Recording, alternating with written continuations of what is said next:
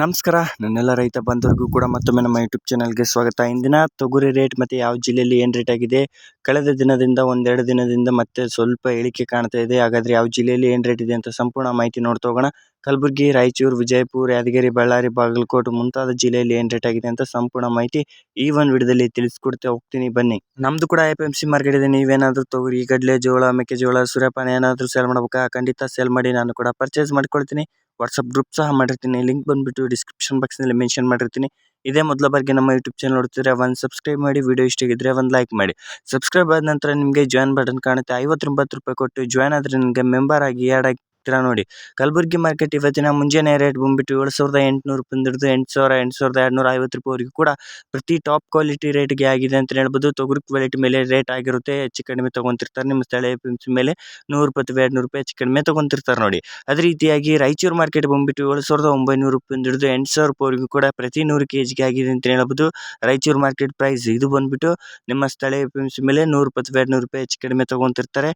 ಅದೇ ರೀತಿಯಾಗಿ ನಮ್ಮ ಲಿಂಗಸೂರು ಮಾರ್ಕೆಟ್ ಬಂದುಬಿಟ್ಟು 7,800 ರೂಪಾಯಿಂದ ಹಿಡಿದು 850, 900, 7,900, 10, 20 ರೂಪಾಯಿವರೆಗೂ ಕೂಡ ಹೆಚ್ಚು ಕಡಿಮೆ ತೊಗೊಂಡಿದ್ದಾರೆ ನೋಡಿ ಪ್ರತಿ 100 kg.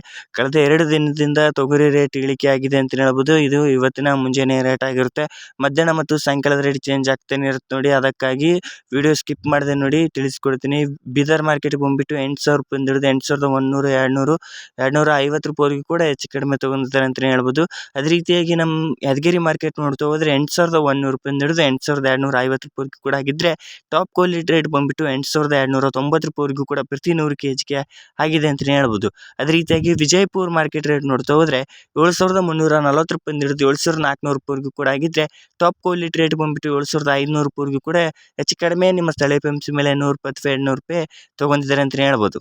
ಅದೇ ರೀತಿಯಾಗಿ ಬಳ್ಳಾರಿ ಮಾರ್ಕೆಟ್ ನೋಡ್ತಾ ಹೋದರೆ 6,200 ರೂಪಾಯಿಂದ ಹಿಡಿದು 6,300, 6,500 ರೂಪಾಯಿವರೆಗೂ ಕೂಡ ಇವತ್ತಿನ ಟಾಪ್ ಕ್ವಾಲಿಟಿ ರೇಟ್ ಆಗಿದೆ ಅಂತ ಹೇಳ್ಬೋದು ಪ್ರತಿ 100 kg.